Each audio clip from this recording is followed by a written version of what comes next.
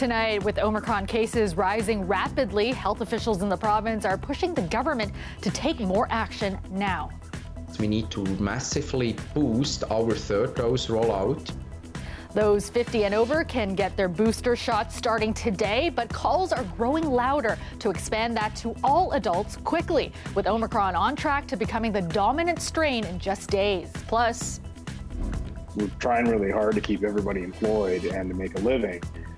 businesses in Kingston, Ontario facing new restrictions beginning tonight as the city deals with the highest rate of COVID-19 infection in the province. And he was really the Pied Piper of Toronto.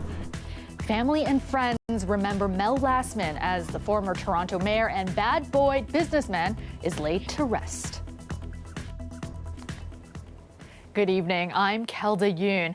Thousands more people in the province are now able to book their COVID-19 booster shot. The province expanding the rollout to those aged 50 and older today. Now this as cases of the Omicron variant continues to rise rapidly, concerning some health experts who say the province needs to get booster doses to more people right away. Lisa Shing has the details. Starting today, people 50 and older are eligible for their booster shots. Some even got theirs today. Wonderful. And I hope everybody does this. I'm concerned, but the shot's a great defense against that. So I think that's another reason to get a third shot. It's not a magic bullet, but it just gives you a little bit more confidence. Others trying to reserve their shot online faced technical issues that were resolved hours after bookings opened. This as Ontario logged 1,536 COVID cases today. Omicron now accounts for a third, up from just 10% on Friday. When you think about exponential growth at that level, that really is hitting us like a freight train. Right now, Ontario has 253 people in hospital with COVID-19, up by 31 from the previous day. 161 people are in intensive care. The VP of Science and Research at University Health Network says his hospitals are prepared to deal with a possible influx of patients, but hopes it doesn't come to that. What's really different this time is that those that have prior immunity, either through previous infection or through 1 or 2 doses of the vaccine, still can get infected and they can still spread. So the Ministry of Health said it's working with local public health units and hospitals to increase vaccination capacity. We need to massively boost our third dose rollout, to get up. But all of that will not be to control the pandemic at the population level right now. It's just that we try to protect as many people as we can with the third dose. Health officials are telling the public to limit your exposure as best as possible, including limiting social gatherings and to work from home if possible. Lisa Shing, CBC News, Toronto. In Kingston, the city with the highest rate of COVID-19 infection in the province right now, health officials are taking it a step further, tightening gathering restrictions beginning tonight. Now, the new rules will be in place for at least the next 7 days, prompting worries that holiday gatherings could be impacted. Dahlia Ashry reports. This bar and brewery in Kingston is known for its social atmosphere, live music, and of course, its cold ones. How are you doing? Santa usually makes an appearance as well for its annual Christmas market. We've had to cancel that, so that's it was a pretty sad moment for us. Kingston has the highest COVID-19 infection rate in Ontario right now. Many of the cases comprise of the Omicron variant. To combat that, the city's medical officer of health announcing today the return of various lockdown measures. Introducing some broader distancing and capacity requirements. Gatherings will be limited to 5 people, indoors and outdoors. Restaurants must close by 10 p.m. with a maximum of 4 people at a table.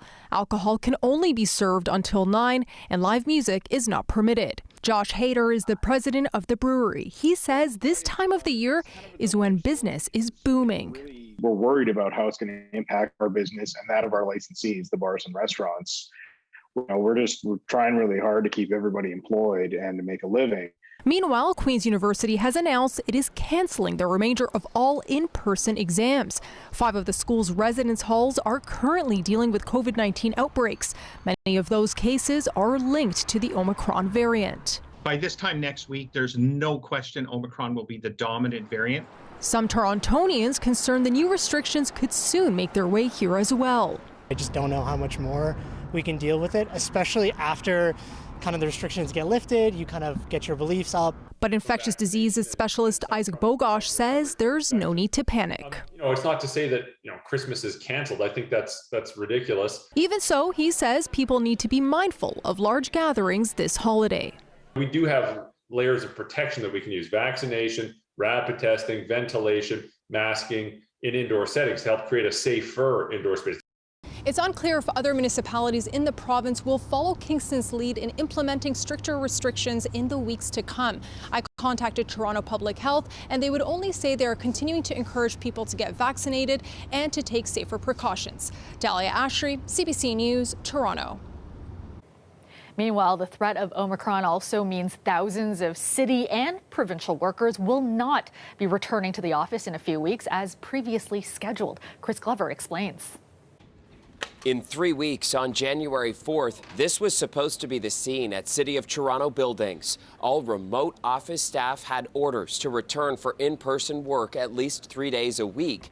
But late today, a reversal. There will be no change on January 4th to what you see today. City spokesperson Brad Ross says 25% of City of Toronto workers, or roughly 8,200 employees, will remain remote. We want to make sure that the public and our employees are all, safe and healthy. We know that this variant is of concern. It would be very unwise to have workers return into workplaces. Good call, says U of T professor of public health and family physician Dr. Jeff Kwong. He says the Omicron variant is up to 4 times more contagious than Delta, and 2 doses of the vaccines are proving less effective against it. It would be just asking for a disaster if we were to have workers go back into the workplaces and mixing and spreading the infection further. Dr. Kwong says even if the variant is making people less sick on average, with many more infected, that could strain health resources again. There is no plan to change the announced plans that we have. Early last week, Mayor Tory stood firm on the return plan first announced November 30th. But by Friday, employers asked their employees to work from home whenever possible. Ontario's chief medical officer made it clear Omicron was a threat not to be underestimated. The Ontario Public Service also alerted staff today it was interrupting return to work plans for thousands of employees effective this Friday until Monday, February 7th of next year. All managers are currently assessing operational requirements to determine who can work remotely, and if employees are requested to return prior to February 7th, they'll get a 2-week heads up. And as government employers take these steps today, employers would be wise to have a look at that advice as well. There are hopes the rest of the city's employers will follow suit. Chris Glover, CBC News, Toronto. And CBC News has learned the province will be tightening the rules for long-term care homes. A senior official says it's expected COVID-19 testing will ramp up inside the homes, including for fully vaccinated residents. Now, unvaccinated residents won't be allowed to leave their long-term care home. Now, the visitor policy will also tighten with a maximum of 2 visitors per resident allowed at one time, and all visitors will have to be vaccinated. Right now, those who are unvaccinated can still enter with a negative test. The changes are expected to come into effect later this week. Meteorologist Colette Kennedy joins us now with a first look at the forecast. And Colette, a pretty nice day, warmer than is expected for this time of year, with some sunshine peeking out as well earlier. Thanks, Kelda. I mean, okay, maybe not quite as warm as the record-setting heat over the weekend, but still, temperatures way above seasonal today. Just a lovely Monday, which they aren't always lovely, but weather-wise, this one sure was. And just having a look at some of our daytime highs, including 10 digits, or 2 digits there, double digits, let's put it like that, 10 degrees for you there in Oshawa, 9 degrees for Toronto in terms of what we're looking at. Now, clear conditions overnight. Tonight, the temperatures are full back, close to freezing, a little bit below in certain communities, which I'll show you here a little bit later in the show specifically. But just want to show you that tomorrow morning we start off with quite a bit of sun around the GTA. Now to the north, slightly different story, and some high thin cloud beginning into southwestern Ontario. And that's kind of what happens through the day, is that we'll see an increase around the Golden Horseshoe of some of this higher thin cloud, still bright skies, but an easterly breeze. So off the lake, it does mean our temperatures will be a little bit cooler than they were today. Still a nice day. So after tonight's low, there you go tomorrow, 6 degrees for that daytime high. Thanks so much, Colette. A funeral was held today for Mel Lassman. Lassman was the first mayor of the amalgamated city of Toronto. Before that, he spent decades as the mayor of North York. Ali Chiasson has more on how he is being remembered. You all know our grandfather's history. He was an amazing man who did so much for so many in this city.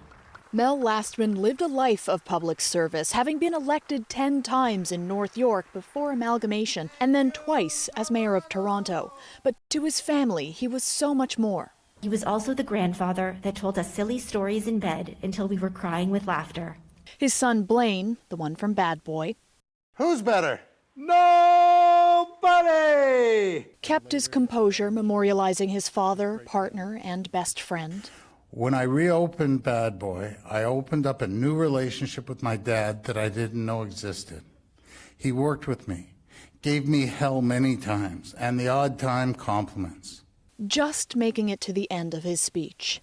Dad, thank you for teaching me that nothing and no one is too big or too small. And Dad, thank you for being you. Thank you. There was, forgive the phrase, nobody quite like him, as his longtime political ally, Paul Godfrey, recounts one of his favorite stories. I remember when we were stood in a line to meet the Queen. He was standing right beside me, and all of a sudden he disappeared. I says, Mel, you got to come forward. You're going to meet the Queen. He says, I feel kind of uncomfortable doing these sort of things. I says, she's the Queen. You must do this. But this was Mel Lassman. He was very, very shy, put a microphone in front of him, and he just blossomed. Mayor John Tory and Premier Doug Ford attended the service, and apropos of funerals in 2021, not everybody could make it in person. I am in self-isolation. But that didn't stop Dale Lassman from speaking at his father's funeral, who he said was never the same after his wife Marilyn passed away on January 1st, 2020. And I choose to believe that Saturday was a day of celebration. Certainly not for me or Blaine or our families, but for the two people who made us everything we are or hope to be. Enjoy each other, Mom and Dad, and please don't worry about us. For anyone else out there who has their own memories and wish to pay their respects can do so at City Hall by signing the condolence book in the former mayor's honor. Ali Chiasson, CBC News, Toronto.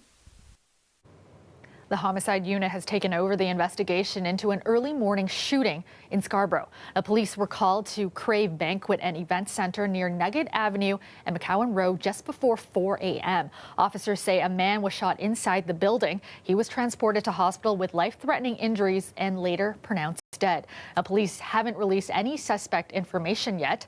The victim is the 43rd person killed by a gun in Toronto this year. That's up from 39 people last year.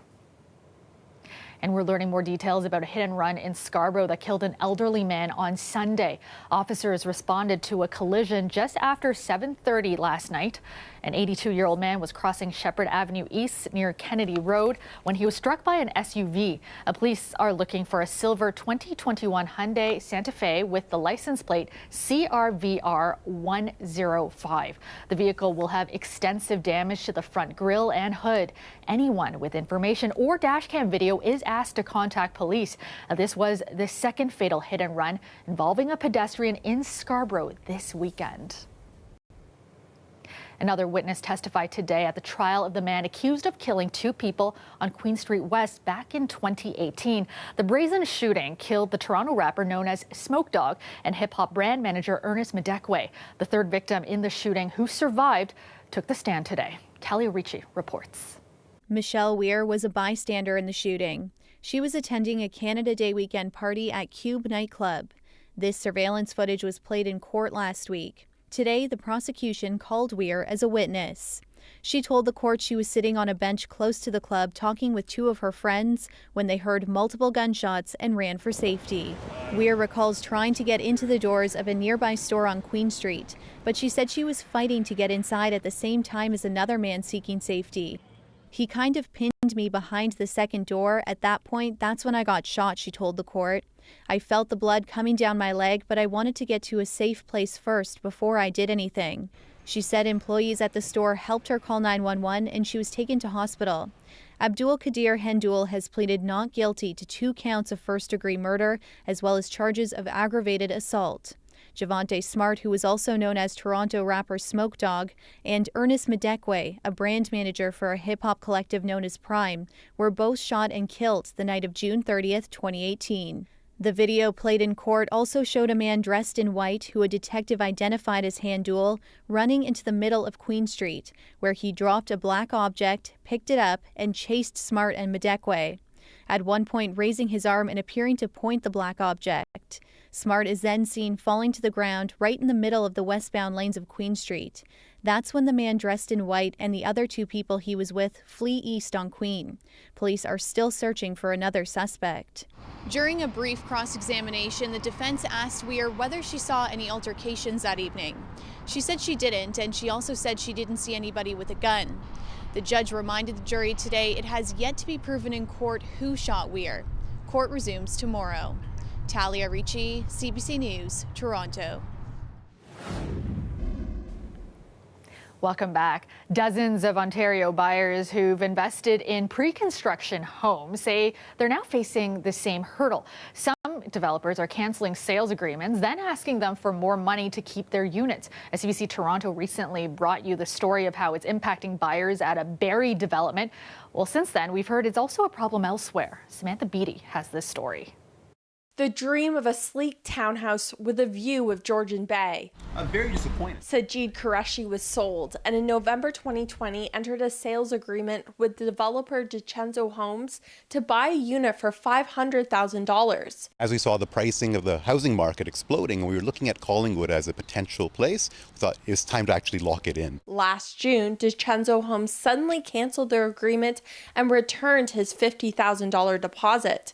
It said the town of Collingwood had temporarily frozen all development over concerns about its water treatment plant and may not be able to continue building until 2026. But according to the town, it had already set up an exemption process to ensure shovel-ready projects could move forward this year. And DiCenzo Homes applied. This fall, Qureshi's realtor got a call. Just over 90 days after that, they started a phone campaign covertly to agents asking for an extra over $100,000 for the exact same unit. His answer was no. This is something that should be unacceptable, especially when we're in the midst of a housing crisis itself, that this isn't the only developer doing this right now. One Toronto lawyer says canceling sales agreements appears to be a growing trend in response to rising construction and housing prices. Before the pandemic, nothing like this existed.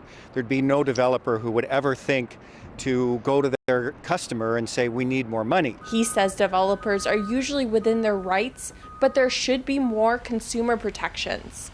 Premier Doug Ford vowed to fix it after CBC first reported on the issue last month. It just burns me up because it's happened before. The developers stop playing your games, you sign a contract, you better build that damn house at that price. The province says it's still looking into it. Lucas Berthoud says he isn't waiting for legislation. He and 9 other buyers are suing Green Urban People after the developer canceled their sales agreements and then asked for $95,000 more. We're just hopeful that things can go in our favor, because I believe that if that happens, it'll also give hope for a lot of people that are in our position. In court documents, the developer denies canceling agreements to raise prices, but rather to cover rising costs. Berthoud says he's hoping to win the case and move in next year. Samantha Beattie, CBC News, Toronto. You're looking at a live shot of the Toronto skyline. Clear tonight, remaining clear overnight, and warm for this time of year, currently 5 degrees in the city. Let's go back to Colette now with a look at your extended forecast. And Colette, we're looking at more of the same the next few days when it comes to these mild temperatures. Thanks, Kelda. You know, lots of interesting things happening considering it's mid-December and a lot of it having to do with mild air. So not just from the weekend. Obviously, there was today as well. More to come this week. Tomorrow, we're going to calm down, but only slightly with those temperatures, so just slightly cooler, but still above seasonal. And then we may get towards record-setting heat on Thursday. It's going to be close. And the only thing is to say that Wednesday, Thursday, it will come with some wet conditions, but also maybe not as extreme as Saturday, but also some windy conditions that are going to be pushing that temperature up later in the week. So I was mentioning that mostly clear skies overnight tonight, and then we get into some high thin cloud increasing tomorrow. Now late as we get towards the evening hours, this is midnight here, a few isolated showers trying to push into southwestern Ontario. That's all on Tuesday, right? But as we get towards Wednesday, we'll see a little more organized shower activity, starting off with cloud cover for Toronto, and then by afternoon or even late morning getting into some of that rain pushing eastward and coming our way. So just know it'll be intermittent, but you will need an umbrella for the conditions on Wednesday. And then again on Thursday at times, but it's going to be another thing where we're going to have, breezy conditions, but mild, and there'll be some dry times through the day. It's going to be quite spectacular looking at what those temperatures are going to be like. Getting there in just a second, but let's first of all get through tonight's overnight lows and having a look at what you can expect overnight around the GTA. -3 for Hamilton. That's a cool spot. Otherwise, those temperatures near zero. And with the winds a little bit lighter, it does mean we don't have much of a wind chill to factor in there. Now, those winds will be picking up from the east tomorrow, get a little gusty into the afternoon, just a little bit. So that's why talking about the temperature slightly cooler than today, not up to 9 and 10 degrees, up to 6. Wednesday, with those intermittent showers, 8. And there it is, Thursday, 14. Might do even better than that. The record is 15.4. for Pearson, so we'll be watching that one carefully, then back to seasonal after that, Kelda. Thanks so much, Colette. No one embodies the themes of this year more than 2021 Time Person of the Year, Elon Musk. Elon Musk named Time's Person of the Year. The race was close, but Musk's dominance in a variety of areas like space, electric vehicles, and a Twitter following where one tweet changes the stock market made him the most influential person of 2021. Now, heroes of the year, on the other hand, vaccine scientists. The magazine calling them miracle workers for the mRNA technology, something Time says will impact our health and well-being far beyond this pandemic.